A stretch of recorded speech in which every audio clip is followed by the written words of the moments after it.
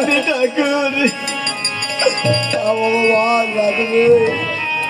ভগবান ও গি বলিলেন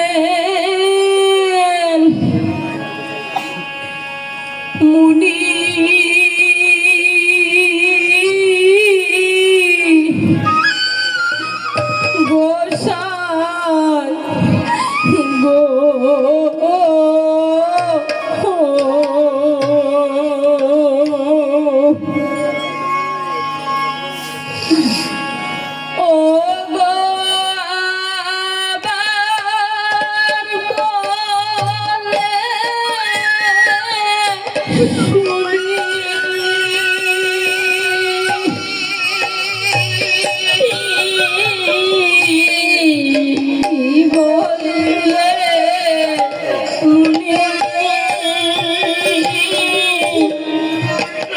গোসাই গো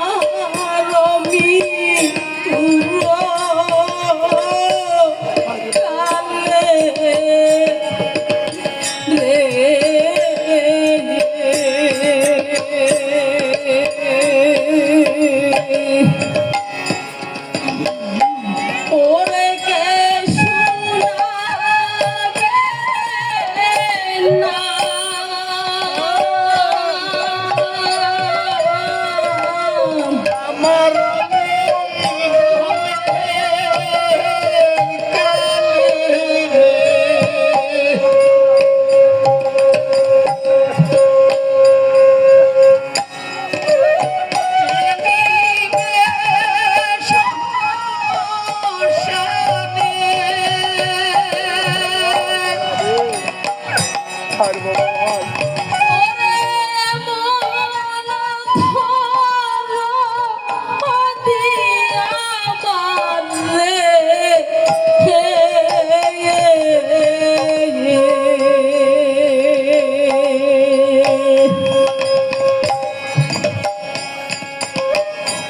ওরে পুত্রা বিনে কে আসে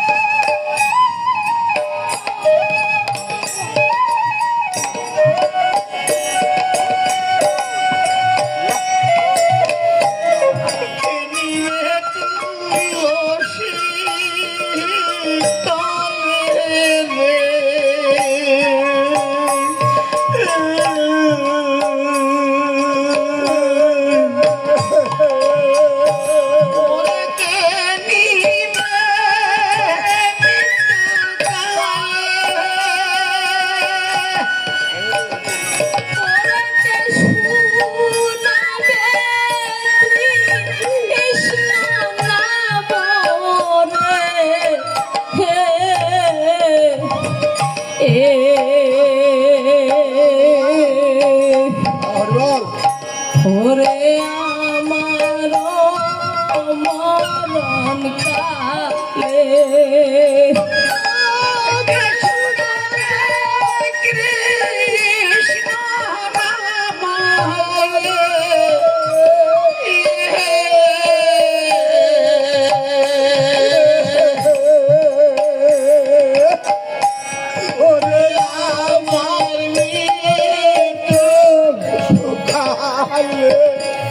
ওরে কানে কইরে গেলি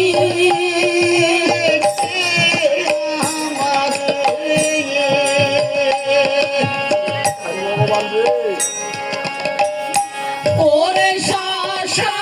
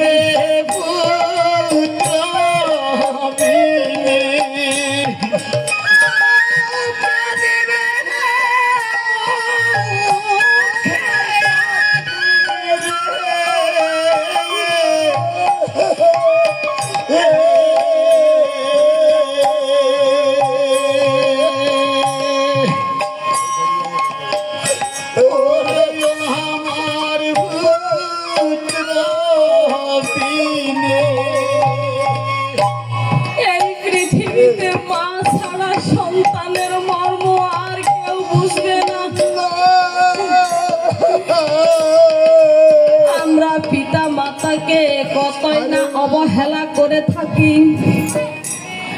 আমরা যদি কোনো বিপদে পড়ে থাকি, এই বাবা মা বিনে আমাদেরকে উদ্ধার করার মতো আর এই ত্রিভুবনে আপন কেউ থাকবে না। আপনার যে ঘরের রমণী আছে, যতদিন পর্যন্ত তাকে খাওয়াতে পারবেন ততদিন পর্যন্ত ওই স্বামীর কথা চিন্তা করবে।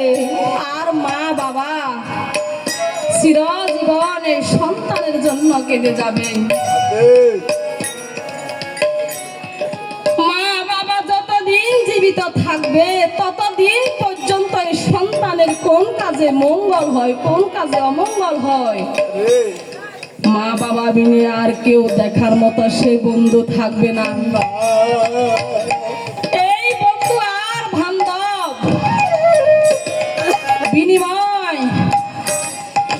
বিনিময় ছাড়া কেউ থাকবে না। আপনি যদি আপনার বন্ধুকে আজকে একবেলা নিমন্ত্রণ করে খাওয়ান, আরেকদিন আপনার বন্ধু আপনাকে সে নিমন্ত্রণ করে খাওয়াতে চেষ্টা করবে, কিন্তু বাবা মা সেইটা চাইবে না। আপনি যদি আপনার বাবা মাকে না খাওয়ান, তারপরে বাবা মা সন্তানের জন্য সদাই সর্বদাই আশীর্বাদ কামনা করবে, কখনো মন থেকে তাদেরকে অভিশাপ দেবে না। এই যে পৃথিবীতে আসা, একদিন সবাইকে পৃথিবী থেকে চলে যেতে হবে, কিন্তু আমি কি করে গেছি কি না করে গেছি সেটাই থাকবে আমার, আর এই ছাড়া কিছুই থাকবে না, কিছুই যাবেও না আমার সাথে। তাই আমি একটা নকুল বিশ্বাসের গান করিতেছি। এই পৃথিবীটা হচ্ছে কি স্বার্থের বিনিময়, স্বার্থের বিনিময় ছাড়া কেউ আপনাকে কিছুই করবে না, একমাত্র মা বাবা বিনে। ওরে স্বার্থ ছাড়া বন্ধু বান্ধব কাছে আসে না, ওরে বিনা স্বার্থে দুনিয়ার কেউ ভালোবাসে না। স্বার্থ ছাড়া ভালোবাসে শুধু আমার মা, স্বার্থ ছাড়া ভালোবাসে শুধু আমার মা। আর স্বার্থ ছাড়া বন্ধু বান্ধব কাছে আসে না, বিনা স্বার্থে দুনিয়ার কেউ ভালোবাসে না। স্বার্থ ছাড়া ভালোবাসে শুধু আমার মা, স্বার্থ ছাড়া ভালোবাসে শুধু আমার মা।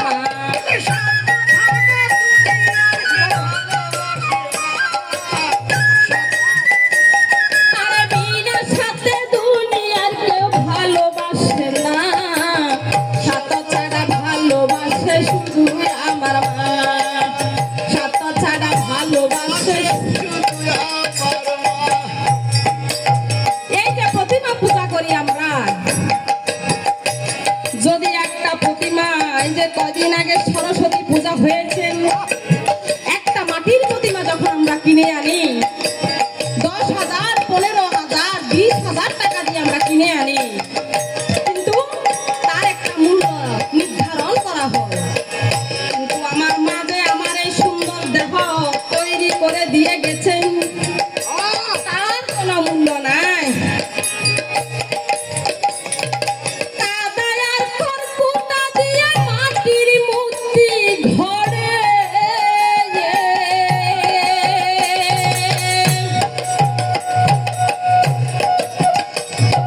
লক্ষ টাকা মজুরি নেই মূর্তি কারিগরে।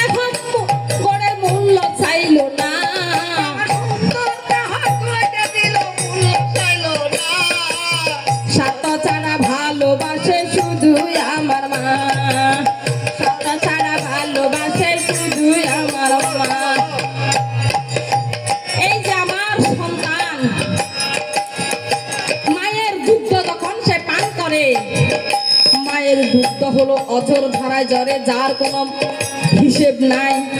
আপনি যদি বাজার থেকে কোটোর দুধ কিনে আনেন সেটার কিন্তু হিসেব থাকে। আমি আমার সন্তানের জন্য এই মাসে 5,000 টাকার দুধ কিনে এনেছি, আর মায়ের সেই ভাণ্ড আমরা পান করে বড় হয়েছি। আরে কোটার দুধ মাস 5 খেলে হিসেবটা হয় পাকা।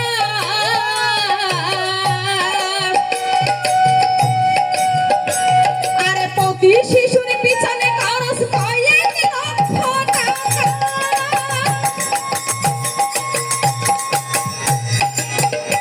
আরে কোটার দুধ মাস 5 খেলে হিসেবটা হয় পাকা।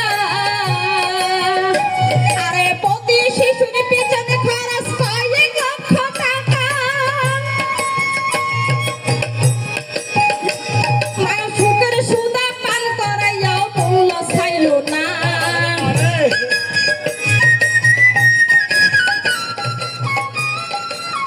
মায়ার ভুগের সুদা পান করাইয়াও মূল্য চাইল না। শত ছাড়া ভালোবাসে শুধু আমার মা। শত ছাড়া ভালোবাসে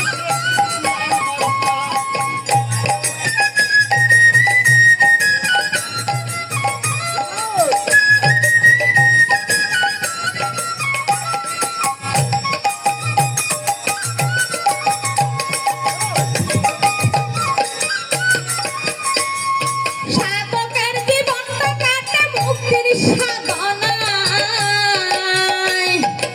যারা সাধন ভজন করে তারা কিভাবে আমার কিভাবে মুক্তি হবে, কিভাবে আমি ঈশ্বরকে পাবো।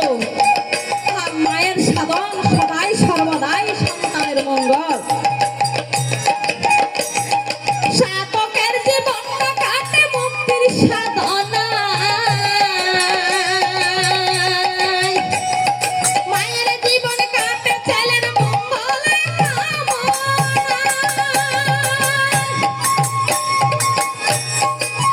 তাই নকুল বলে মা ছাড়া আর অন্য কেহ নাই। নকুল বলে মা ছাড়া আর আপন কেহ নাই। নকুল বলে মা ছাড়া আর আপন কেহ নাই। নকুল বলে মা ছাড়া আর আপন কেহ নাই। শত ছাড়া ভালোবাসে শুধু আমার মা। শত ছাড়া ভালোবাসে শুধু আমার মা। শত ছাড়া দুনিয়ার কেউ ভালোবাসে না।